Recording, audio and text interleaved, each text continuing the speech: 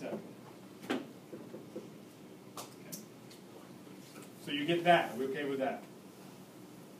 So, again, these numbers can change, but as long as blood pressure is greater than osmotic pressure on the arterial end, and osmotic pressure is greater than blood pressure on the venular end, this is what happens.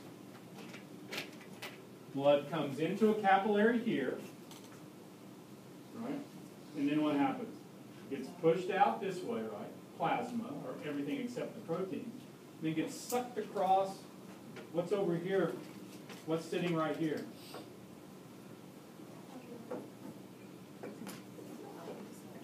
Cells of the body. And then this gets sucked across this way. And what happens as we get down here? It gets sucked back in. Now that should happen, right? Because if you pushed out all the plasma here, but never sucked it back in, what's going to happen to your blood volume? It's going to drop and drop and drop and drop and drop.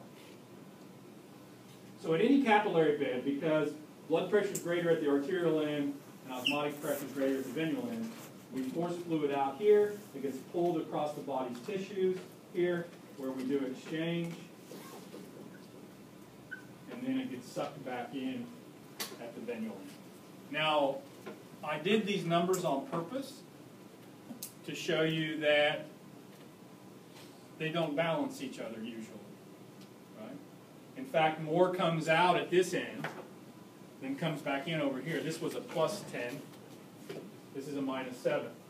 So we're left with what? Some excess filtrate out here in the tissues, right? That makes sense?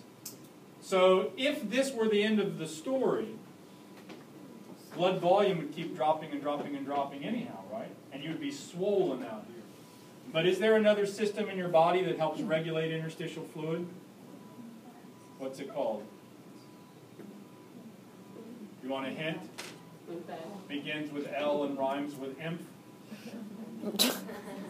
The lymphatic system, right? Remember that one? Because also sitting here are not just blood capillaries, but lymphatic capillaries, right? And these lymphatic capillaries pick up this excess filtrate, and where do they take it? To the vein. What vein? Yes, what did somebody say? Subclavian. It returns it back to the subclavian vein. So the lymphatic system makes sure that if these numbers don't balance each other, there will always be sort of constant blood volume, because even if we have excess filtrate down here, we'll suck it back in and turn it back to the cardiovascular system eventually. So this is, I guess if we, were to put a title on what we just looked at here, this is the mechanism of capillary exchange, and it's driven by blood pressure. So for capillary exchange to occur, there has to be a blood pressure at the arterial end that is greater than the osmotic pressure. Tell me what would happen if what might happen to capillary exchange if I have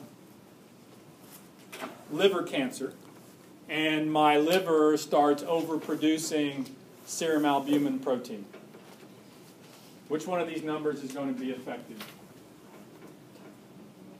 High osmotic pressure, more or less? More. So tell me about my filtration here. Less, right? So I would have problem exchanging with tissues.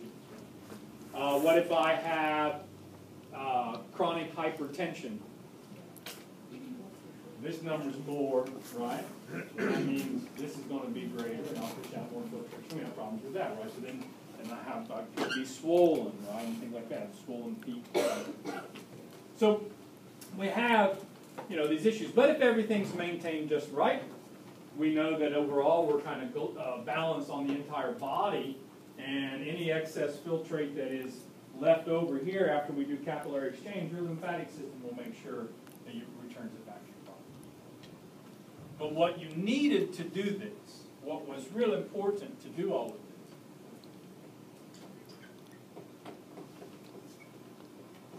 was the maintenance of blood pressure. So blood pressure, again, keep driving this home, cardiac output and resistance. we can regulate blood pressure by regulating those two things. Can you regulate your cardiac output? Can it go up and go down? Yeah, we looked at it, right? What is cardiac output? Cardiac output is stroke volume times heart rate. And stroke volume, can you regulate stroke volume? Sure. What did we have? Well, the three things that affected our preload, you don't have much control over that, except if you do increase venous return, that goes up. Intrinsic, what's the extrinsic one? Contractility.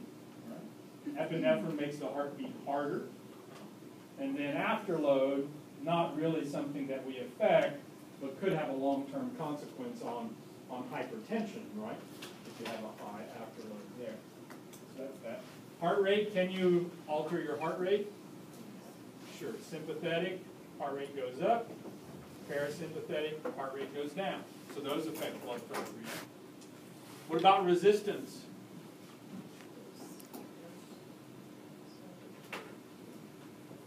Remember that? Length times viscosity times radius to the fourth. But that's really 1 over radius to the fourth, right? So can you affect blood vessel diameter? Yeah. If you contract smooth muscle, you do vasoconstriction. Right? Vasoconstriction, resistance goes up. Blood pressure goes up. Vasodilation, right? Resistance goes down, blood pressure goes down. So you have a way to regulate blood pressure, and we're going to look at the sort of neural mechanisms here in a second that monitor that, but we do have a way to check it and to monitor it and to make sure that blood pressure stays relatively constant. I want to introduce, though, one kind